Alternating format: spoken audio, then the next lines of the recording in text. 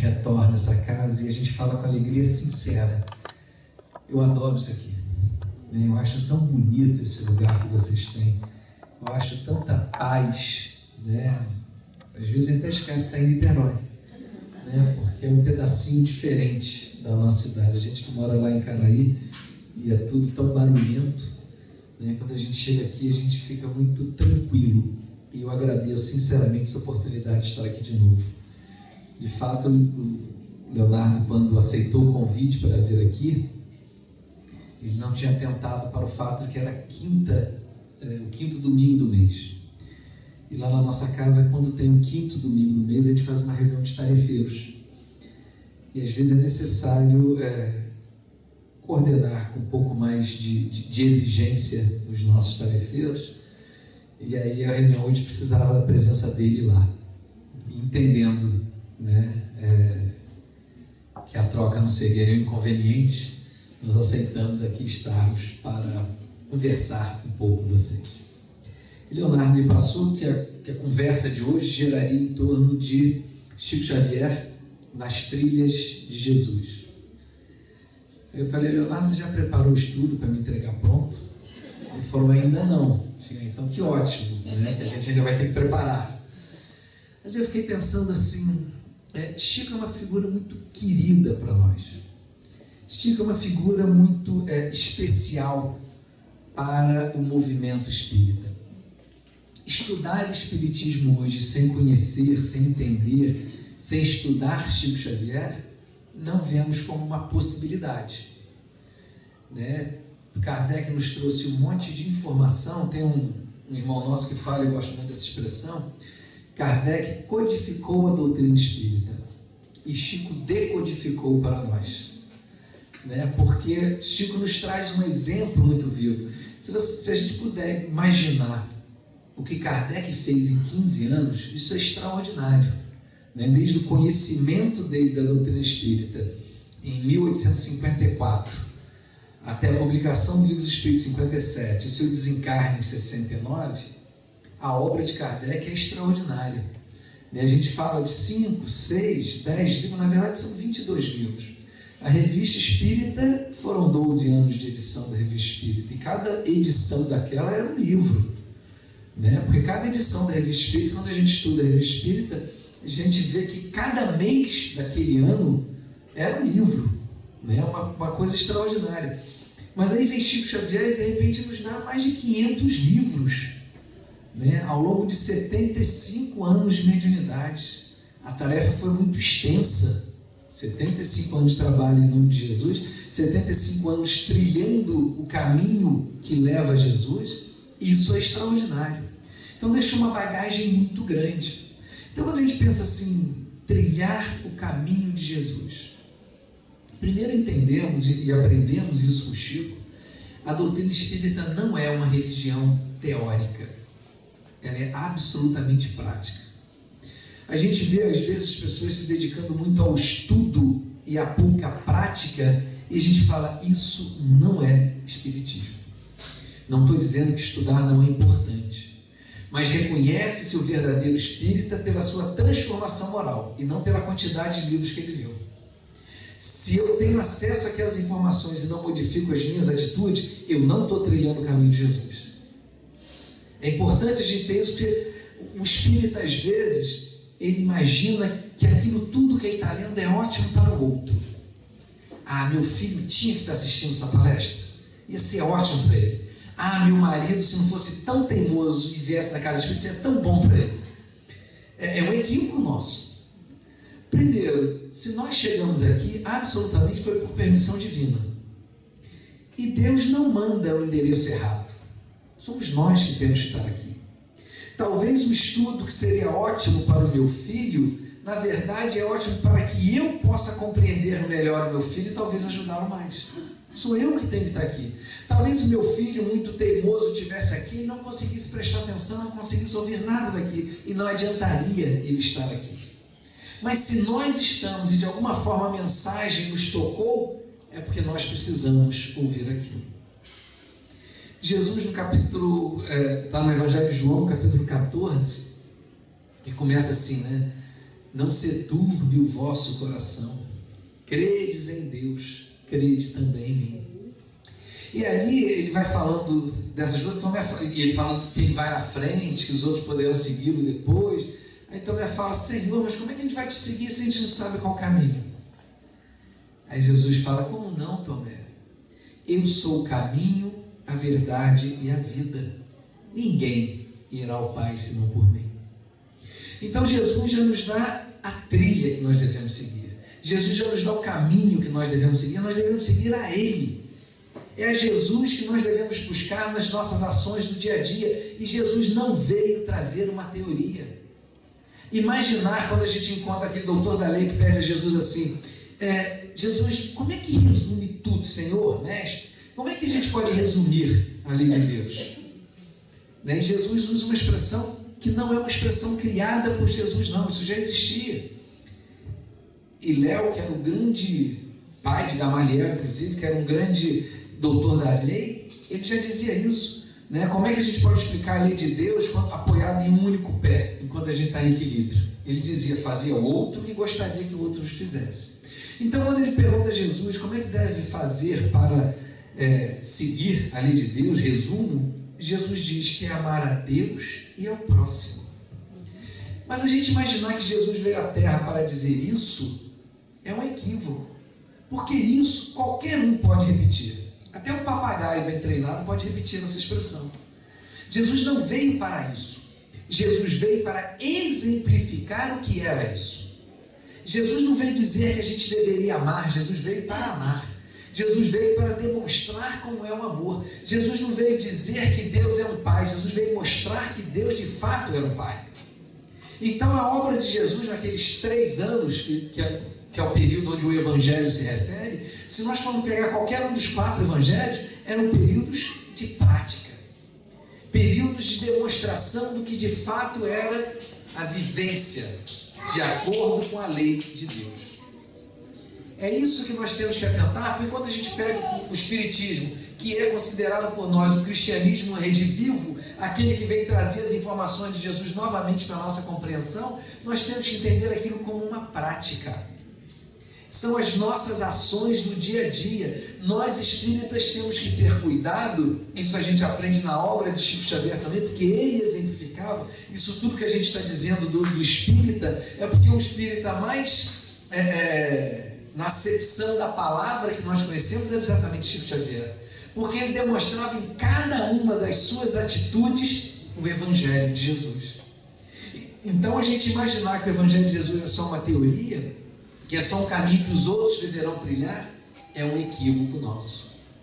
Porque às vezes a gente lembra também, isso está em Lucas, quando Jesus vai visitar a família de Lázaro, e ele chega na casa de Marta e Maria, e a gente imagina assim, o que é a gente receber uma visita muito querida na nossa casa, onde a gente quer atender. Só que Jesus não andava sozinho, né, gente? Jesus tinha ele mais 12 pelo menos. Então, de repente, chega na sua casa 12 homens, suados, cansados, famintos, sujos, porque eles vinham de uma peregrinação. Eles tinham andado longas distâncias a pé, num calor escaldante que era característica daquela região. Então, chegam essas pessoas na nossa casa e manda a tradição judaica que a gente dê água para poder lavar o rosto, lavar os pés, que a gente sirva alimento, que a gente... E aí, lá foi Marta, né? Lá foi Marta para a cozinha preparar aquilo tudo. E ela está lá, né, na sua labuta intensa, preparando aquilo tudo. E aí ela olha lá, está Maria sentadinha lá, aos pés de Jesus, ouvindo. E é interessante esse carinho, que às vezes a gente olha assim lá: Senhor, você não se incomoda de Maria ficar aí aos seus pés? Parece uma coisa dura assim, né, uma reprimenda. Mas você já viu o filho, né, dois irmãos? Quando o irmão mais velho está implicando muito, ele fala: mãe, manda ele fazer isso, manda ele parar de fazer aquilo. Então, a gente vai para a autoridade superior. E Marta foi assim para Jesus e falou assim: Jesus, manda Maria me ajudar. Ela podia ter falado assim: Maria, vem cá me ajudar. Mas aqui é autoridade, ela foi em quem manda. Então ela fala: Senhor, não se incomoda de Maria ficar aí aos seus pés sem nada a fazer? Marta, Olha que advertência extraordinária para a gente. Tu te inquietas com muitas coisas, quando até mesmo uma só é necessária. Maria escolheu a melhor parte, aquela que nunca lhe será tirada. Então, trazendo para a lição especificamente assim, aqueles homens iam sentir fome de novo, aqueles homens iam se sujar de novo, né? Aqueles homens teriam necessidade de se banhar novamente, porque aquilo era natural. Agora o ensinamento, e ela, Marta, teria que ir para a cozinha de novo, fazer comida de novo. Se aquilo era 11 horas da manhã, meio-dia, antes de 6 horas da tarde, já está fazendo comida para aqueles homens tudo de novo. Eles iam estar com fome de novo. Agora a informação que Maria estava adquirindo com Jesus, aquilo jamais lhe será tirado. Se eu pudesse encontrar com o Espírito de Maria hoje e perguntasse, você ainda lembra daquele dia? Eu garanto que ela lembraria. Mas se eu perguntasse a qualquer um dos apóstolos o que eles comeram naquele dia, eu duvido que eles lembrem. Porque isso não era relevante. Para o processo espiritual aquilo não é relevante. Talvez hoje a gente recebe o nosso contra-cheque ali com um aumento significativo de salário, nós fiquemos muito felizes. Agora isso daqui a 100 anos não vai representar nada. Mas o que nós fomos capazes de fazer com aquele dinheiro talvez represente. Se eu sou um diretor de uma grande empresa, daqui a 100 anos isso não representa nada para mim. Mas a maneira como eu tratava a moça do cafezinho, talvez isso represente. Porque representou para a rainha que está lá no Evangelho segundo o Espiritismo. Aquela que era camareira, empregada do castelo dela, estava numa situação muito superior que ela no mundo espiritual. Ela provavelmente não se lembrava quantos vestidos tinha, ela, rainha. Talvez nem quantos empregados ela tivesse. Mas aquela moça lá fez uma grande diferença. E se aquela rainha tivesse feito alguma grande diferença na vida daquela moça, quem sabe no mundo espiritual que não seria diferente. Lembra a passagem de André Luiz, quando ele diz, mas ninguém ora por mim na terra? Não. De todas as tuas receitas que você fez na terra, algumas por troça, quer dizer, por deboche, né? Tem gente que ainda ora por você até hoje. Aí puxa a ficha, está lá a moça que orava por ele até hoje, porque tinha salvado a vida do filho. Então são pequenas coisas que fazem grande diferença e às vezes poucas coisas. Maria tinha enxergado o que fazia diferença. Maria tinha enxergado o caminho.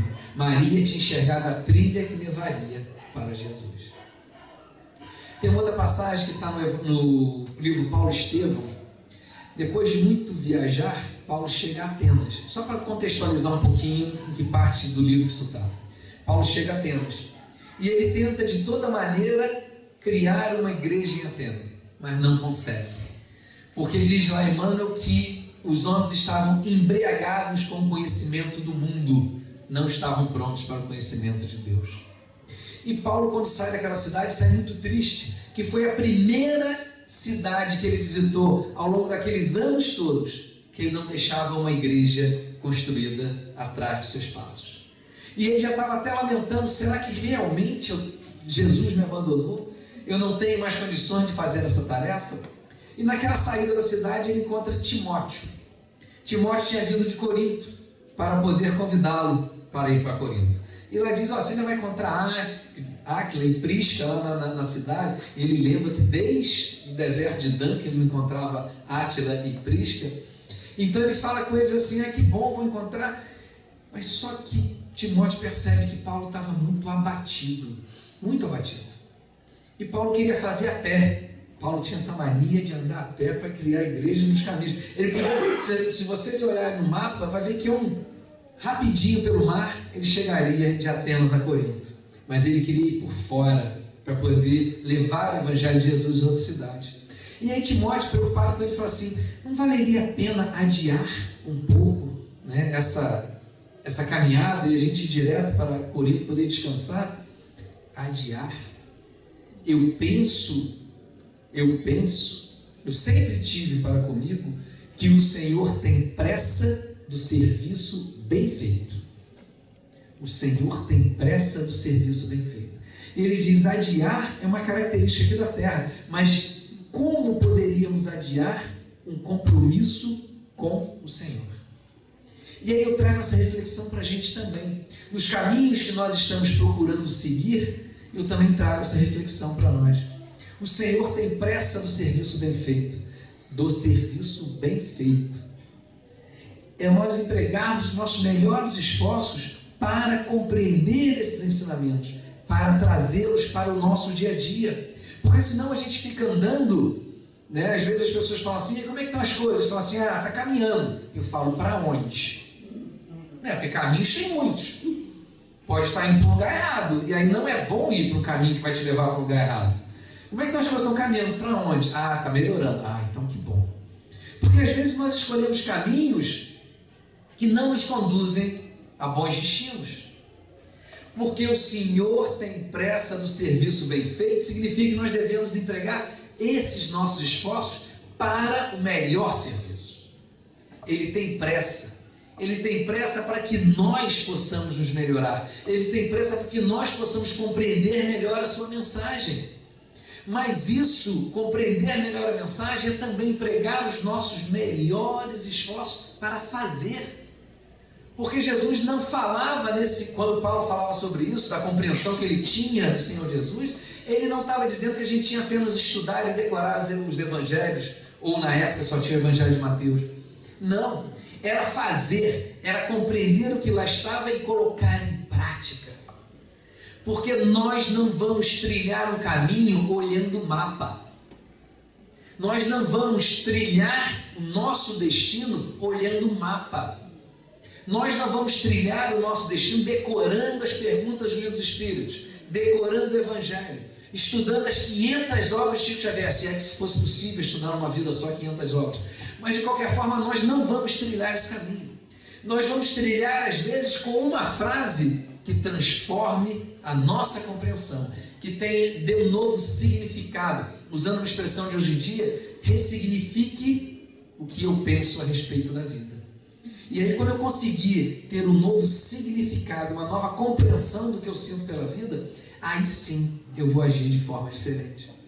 E a gente acha assim, mas isso é tão difícil, Fábio. Tem uma passagem do Evangelho que também fala disso. Isso está em Evangelho de João, capítulo 6. Começa lá no versículo 60, mas a gente vai falar de 66 em diante. Jesus falava o seguinte, Jesus estava fazendo uma pregação para todos aqueles mais próximos a ele. E é lá nessa passagem que ele diz, se você quiser me seguir, você tem que comer a minha carne, tem que beber o meu sangue. Que aí na interpretação dos nossos irmãos católicos, seria exatamente a comunhão, a hóstia, né, com vinho, que representaria o sangue de Jesus. Mas Jesus dizia muito mais do que isso, se a gente conseguir entrar na essência da sua mensagem. Se você quiser seguir meu caminho, é importante que você viva o que eu estou dizendo, em todos os instantes da sua vida. É isso que Jesus queria dizer. E aí alguns discípulos viraram para os outros e falaram assim, nossa, como é difícil, isso está lá no Evangelho, exatamente com essas palavras, como é difícil seguir esses ensinamentos. E lá João diz, muitos deixaram de seguir. E aí Jesus olha para aqueles 12 que ali estavam e pergunta assim, e vós? Vós também me abandonareis? E aí Simão Pedro toma a palavra e diz assim, Senhor, para onde iremos nós? Tu tens a palavra da vida eterna. Não é fácil seguir Jesus. Mas se nós não seguirmos Jesus, vamos seguir quem? Jesus. Só. É a única opção. É a única opção.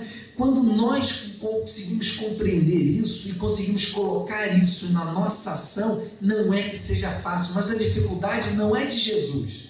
A dificuldade não é do Evangelho de Jesus. A dificuldade é das nossas imperfeições. Das nossas imperfeições. Então, outro dia eu conversava só trazendo um exemplo assim bobo, conversava com um amigo que fez uma trilha, não sei exatamente onde é, mas do jeito que ele estava mancando, devia ser uma trilha muito difícil. E ele falou assim, Fábio, eu calculei mal a distância que era a trilha toda, e eu fiquei muito cansado. Só que eu não tinha opção, eu estava no meio do mato. Se eu que resolvo ir daqui para Icaraí a pé, e no meio do caminho canso, eu faço sinal para o ônibus e entro e vou embora. Só que ele não tinha opção, porque ele estava no meio do mato, não tinha Uber, não tinha táxi, não tinha ônibus, não tinha nada, não tinha socorro. Ele tinha que continuar andando para chegar no destino, para chegar no final da trilha. E ele me trouxe uma coisa, e quando ele falou isso, a gente ficou pensando, não é mais ou menos a nossa vida? Só que a gente pega atalho toda hora. Ah, não. Espírito, então, tal de deixar para a próxima encarnação. Ah, não, isso aqui é muito difícil para mim, isso eu vou deixar para a próxima encarnação. Como é isso, deixar para a próxima encarnação? Né? E, aliás, o que é, se eu entendo que eu sou um espírito, quando é que começa a minha próxima encarnação, se não agora? Eu posso dizer, claro, na concepção, que a encarnação, está lá no livro do Espírito, a encarnação começa no momento da concepção, ok, mas isso é para aquele corpo. Fábio, espírito, o que eu aprendo hoje já me serve para a próxima encarnação? O perdão que eu peço hoje já me serve como reconciliação para a próxima encarnação? Então minha próxima encarnação já começou. Se eu estudo hoje um livro e aprendo o que tem naquele livro, esse conhecimento está dentro de mim. Até porque eu creio com muita convicção de que nós não somos cristãos de primeira viagem. Nós já conhecemos o Evangelho de Jesus de muitas outras encarnações. Só que talvez nós não tivéssemos compreensão do Evangelho de Jesus. Talvez, enquanto os nossos irmãos estavam cedendo a sua vida nas fogueiras da Inquisição em nome de Jesus, nós estávamos riscando os fósforos, porque nós não tínhamos compreensão. Mas nós já tínhamos essa informação. Então a gente vai compreendendo o que é trilhar o caminho de Jesus, e a gente traz para o Chico, que era uma pessoa que absolutamente soube trilhar esse caminho. A primeira passagem assim que a gente, marcante da vida de Chico que a gente tem, é quando ele encontra Emmanuel lá na represa de Pedro Leopoldo. Lembra disso? Ele estava lá orando na represa, que era o lugar que ele ia depois do almoço para orar, e ali ele percebe um homem, né, com uma veste sacerdotal, que é assim que ele interpreta, mas na verdade era de um senador romano, e Emmanuel chega e fala: você me conhece? Chico, na sua modéstia, diz que eu tenho visto o senhor nas reuniões, mas assim, não conheço. Como se não conhecesse Emmanuel de longa data, né? Mas enfim, vamos seguir a história, deixando as interpretações do Chico lá. O Chico tinha muitas dessas interpretações. Eu ia brigar com a moça e Emmanuel apareceu mandando eu não brigar. Até parece, mas vamos ficar assim, porque a intenção dele era se aproximar da gente. Igual aquela história do avião, o Chico morreu de medo de morrer, né? Enfim, se eu começar a lembrar essa história toda, a gente não termina o estudo, mas uma outra hora a gente fala dessas histórias, ou então pergunta a Dona Ieda aqui, o Márcio que sabe dessas histórias todas. Mas o Chico tinha essa relação com Emmanuel, assim, de que Emmanuel mandou, Emmanuel fez. Então ele chega lá na represa, Emmanuel chega para ele e faz um convite: estás disposto a trabalhar na mediunidade em nome de Jesus? E Chico humildemente responde: se não me faltar o auxílio dos amigos espirituais, eu estou pronto. Aí Emmanuel diz para ele: o auxílio não lhe faltará, desde que você observe 3 coisas: disciplina, disciplina e disciplina. Disciplina, gente, é só para a gente entender o que Emmanuel está querendo dizer. Não era você tem que estar no grupo às 8 horas da noite em ponto, você tem que fazer. Não, isso é mole para nós. Isso é mole, né? Emmanuel dizia disciplina de palavras, de atitudes e de pensamentos. Palavras já é difícil a beça, para mim praticamente impossível. De atitudes e pensamentos, então, né? Então eu precisava dessa disciplina, e Chico aceitou, porque Emmanuel nunca lhe faltou, nem os amigos espirituais. Então ele foi um homem disciplinado na atitude, na palavra, na atitude e no pensamento ao longo de toda a sua vida. Isso é trilhar o caminho de Jesus. Isso é se propor a seguir esse caminho. Tem outra passagem que eu acho muito significativa, que até completa essa. Chico uma vez falou assim: eu não posso e não devo me fazer concessões. Gente, olha a dimensão disso. Não posso e não devo me fazer concessões. Nós fazemos muitas concessões para nós mesmos.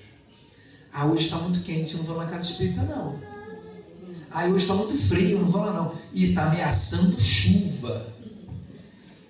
Eu vou pegar pesado agora. Aniversário do meu neto, eu não vou lá não. Aí a gente vai e a criança fica 4 horas na festa, até para tirar foto do bolo no nosso colo, ele reclama. Ele não está nem aí para a gente.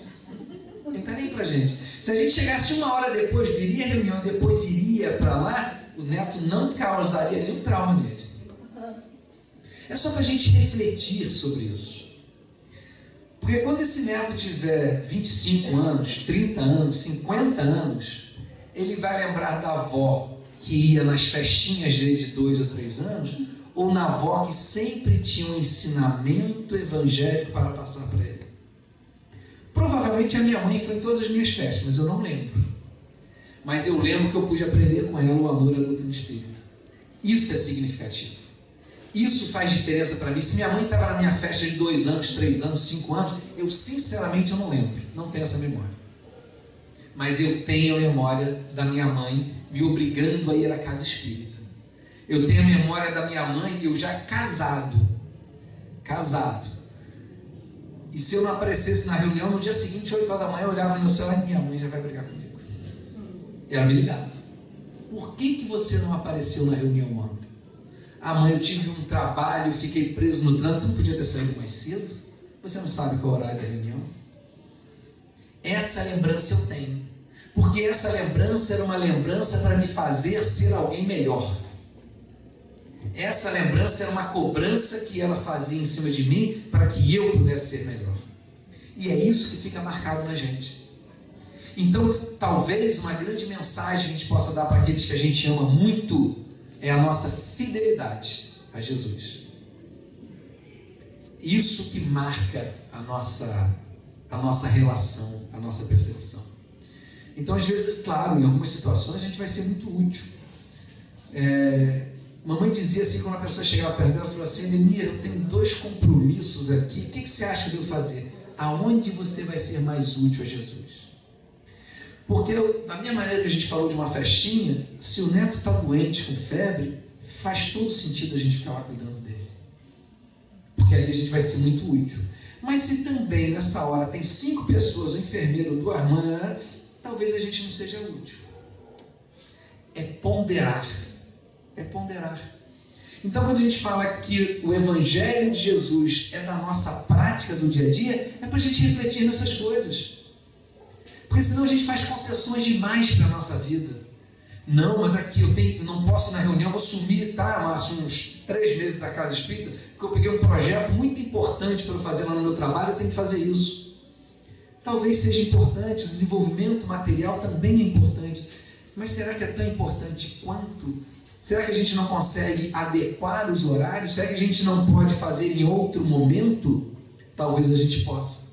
O que eu estou pedindo, não estou dando aqui uma receita, até porque eu não tenho competência e nem autoridade para fazer isso. Mas o que eu estou chamando é um pensamento para todos nós. Porque a gente acha linda a trajetória de Chico. E a gente fala, eu queria ser como Chico Xavier. Mas a gente não quer trilhar o caminho.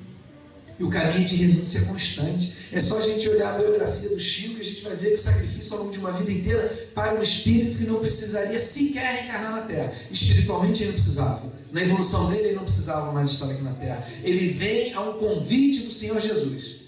E aí vem trazer, essas informações todas para auxiliar no nosso processo evolutivo. Não uma necessidade dele. Não uma necessidade espiritual como nós temos. Nós estamos encarnados porque precisamos estar encarnados. Chico vem como missão. Não precisaria estar, mas vem. E aí a gente quer trilhar esse caminho, mas a gente não quer fazer os sacrifícios necessários para isso. Certa feita falaram para o Chico assim: Chico, você é um privilegiado. E Chico fingiu que não estava ouvindo. E a pessoa insiste: Chico, que beleza, você é um privilegiado. E Chico finge que não está ouvindo. Na terceira vez, e quem conheceu o Chico, é longe de ser uma pessoa manipulável. Longe disso. Ele tinha uma personalidade extremamente forte. E quando ele dava uma bronca, gente, bronca com autoridade moral é a pior bronca que tem. Porque você não tem nem como se defender, porque você sabe que você está errado. Então, o Chico virou e deu uma bronca na pessoa. Você me chama de privilegiado? E começa a narrar a vida dele. Com 5 anos eu fiquei órfão. Fui morar na casa de uma madrinha que me batia diariamente 2 a 3 vezes por dia. E aí começou, eu tive problema de saúde, meus olhos, meu coração, minhas pernas, meu trabalho, minha família. Tive que criar 15... E aí começou a narrar a vida dele inteira. E ele fala assim: Então, se eu tenho algum privilégio na lei de Deus, eu desconheço, além daquele que me obriga a trabalhar em nome de Jesus. Ele considerava que privilégio era trabalhar em nome de Jesus, e de fato é. A gente poder trabalhar em nome de Jesus, e trabalhar, gente, às vezes a gente acha que mas meus cabelos já estão mais brancos, já não tenho mais a energia que eu tinha lá atrás. E Emmanuel fala, também no Evangelho segundo o Espiritismo também tem uma passagem dessa, que às vezes a gente trabalha exercitando a nossa paciência. Eu num leito, sem poder me mexer, eu posso contribuir com a lei de Deus, exercitando a minha paciência, demonstrando ao outro. Tem um caso lá no Obras Póstumas, que é o caso de Marcel. Marcel era uma criança, me impressionou isso quando eu li ele em Obras Póstumas, que a deficiência física dele era tão grande, a envergadura da coluna dele, que os pés batiam na cabeça. E Marcel desencarna, né? Tem uma passagem curta, mas muito difícil pela terra, e ele desencarna e pergunta: mas por quê? Qual foi o débito que você teve? Não, eu não tinha débito. Eu só precisava ensinar aos outros a exercitar a paciência. Porque as pessoas tinham que cuidar dele o tempo todo. Ele acabou sendo adotado por um médico, é isso que Kardec diz lá na Obras Póstumas, por um médico que cuidava dele. Então, são essas situações que a gente vai vendo de oportunidades que cada um de nós tem de trilhar o caminho que nos leva a Jesus. Chico tem muitos casos disso, muitas situações. Aliás, a própria vida do Chico fala disso, de alguém que trilhou o caminho de Jesus ao longo de toda a sua existência. Então é importante a gente refletir nessa vida, nessa vivência, nessa oportunidade, e trazer isso para a nossa vida.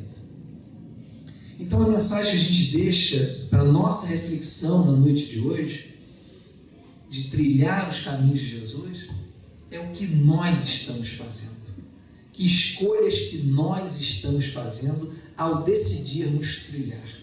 Tinha um companheiro nosso lá na Casa Espírita, não frequentava a nossa casa, mas fazia palestra, que é o João Carlos Cunha, e já desencarnado, e ele dizia assim: quando nós passamos na calçada em frente a uma casa espírita, já aumenta a nossa responsabilidade. Quando decidimos entrar e conhecer, ela é muito maior. Porque nós sabemos a maneira como nos é apresentado o Evangelho de Jesus, as passagens de Jesus, pelo Evangelho segundo o Espiritismo, pelos romances, pela psicografia de Chico e de tantos outros médicos que vêm contribuir com isso, nos deixa com muita clareza o que Jesus espera de nós. Por que a gente adia? Porque existem coisas que nós não sabemos. Eu tenho uma preocupação muito grande comigo mesmo, eu compartilho isso com vocês. Um grande medo e um grande motivo, um pensamento presente nas minhas orações, é que Deus me permita enxergar os meus defeitos. Porque existem muitos defeitos dentro de mim que eu não enxergo, e esses eu não posso fazer nada contra eles. Porque eu não enxergo ainda, eu não sei, não percebo. Às vezes eu ofendo um companheiro numa frase, numa brincadeira, e nem percebi. Como é que eu vou pedir desculpa se eu não percebi que eu ofendi? Mas quando eu consigo perceber isso, eu não posso mais adiar. Eu tenho que me esforçar, não sei quanto tempo vai levar, mas eu tenho que me esforçar para mudar aquilo. Porque nós, como espíritos encarnados, conhecedores da doutrina espírita e conhecedores, portanto, da reencarnação, nós sabemos que isso é uma linha só. E nós sabemos que nós estamos aqui para aprendermos, para sermos melhores, para evoluirmos. Esse evoluir que a doutrina fala é em tudo.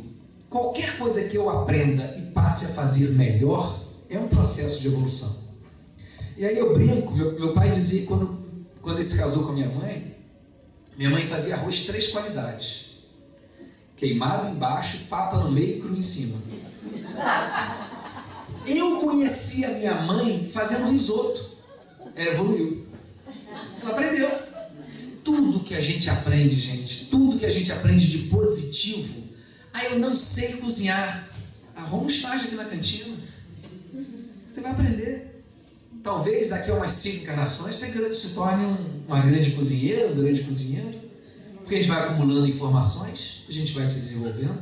Eu tenho dificuldade de lidar com criança, porque aquilo, o barulho me irrita, ou sei lá o quê. Eu posso, pelo menos, varrer o pátio quando tiver evangelização, porque se você não tem paciência com criança, não vai tentar evangelizar de uma vez só não. Tá? Mas de repente você vai varrer o pátio, e aquele barulho de criança, e aquele barulho, e você vai vendo, com o tempo aquilo você se acostuma, com o tempo você passa a gostar, e com o tempo você pode se tornar um evangelizador. Isso é um processo. Você quer ver onde tem um processo muito interessante? Paulo de Tarso, Saulo, era um grande orador, impressionava toda Jerusalém com a sua oratória. Aí ele encontra Jesus à porta de Damasco, tenta falar na sinagoga de Damasco, foi um fiasco total, vai para o deserto, fica 3 anos no deserto, volta, tenta ir para a sinagoga de Damasco de novo, quase sai preso, tem que sair fugindo pelos muros da cidade, vai para Jerusalém, não consegue convencer ninguém, foge de novo, né? Lá vai ele para Tarso. Ninguém dava atenção nenhuma para ele em Tarso. Era considerado um louco pacífico, é o que Emmanuel diz. E ele fica lá mais 3 anos em Tarso. Então eu já estou falando aqui de 6 para 7 anos desde a visão em Damasco. E aí ele é convidado por Barnabé para ir para Antioquia. Né? E aí ele vai lá para a igreja de Antioquia, começa a querer pregar, não deu certo, mas ele tinha vontade de pregar. E o que ele faz? Ele fica na tenda dele enquanto ele estava no tear, conversando com as pessoas. Ele chegava mais cedo na igreja de Antioquia para poder conversar com as pessoas antes da reunião. E ele dizia: aquelas viúvas, aquelas senhoras vão conversar comigo. E elas começavam a achar interessante a maneira como eu desenvolvi o raciocínio. Ele estava treinando para ser um orador. Treinando para ser um orador. Passou quase 10 anos treinando para ser um orador de novo, até quando ele chegou lá em Neapáfras e conseguiu, né, fazer a sua pregação, que Barnabé ficou impressionado. E aí cedeu a coordenação da tarefa para ele. Mas ele falou: eu quero falar um dia. Eu quero falar. Se prepara para isso. Eu quero evangelizar, se prepara para isso. Mas só que a gente quer assim: eu queria ser hoje. Não funciona assim. É uma preparação. Um médico estuda mais da metade da vida dele para poder ser médico. Né? Tem que aprender a ler, tem que passar no vestibular, 5 anos de faculdade, 6 anos de faculdade, 5 anos de residência, e lá vai ele. Aí com 30 e tantos, 40 anos, virou médico. Ele se preparou para aquilo tudo, para a vida inteira dele se preparando para aquela função. E às vezes a gente quer trabalhar com Jesus, então assim: Jesus, gostei disso, quero fazer essa tarefa. Calma, vamos preparar. Nos preparar é um trabalho para trilhar esse caminho, é um trabalho que nós temos que fazer diariamente. Como aquele meu amigo perdido lá no meio da trilha, ele tinha que continuar a andar. Não tinha opção para ele, ele tinha que continuar a andar. Não tem opção para a gente. Todos nós seremos espíritos puros um dia, todos nós. Deus determinou isso. Agora, o tempo que nós vamos levar para isso, é isso que dói na nossa consciência. Né? Chico Xavier dizia que o que mais aflige o espírito quando retorna à espiritualidade é a consciência do tempo perdido. Não vamos perder tempo. Vamos aproveitar o agora. Vamos aproveitar cada momento que a gente tem para fazer o melhor que a gente pode. A doutrina espírita, o cristianismo, é acima de tudo prática, ações que nós praticamos no nosso dia a dia. Que Deus nos abençoe.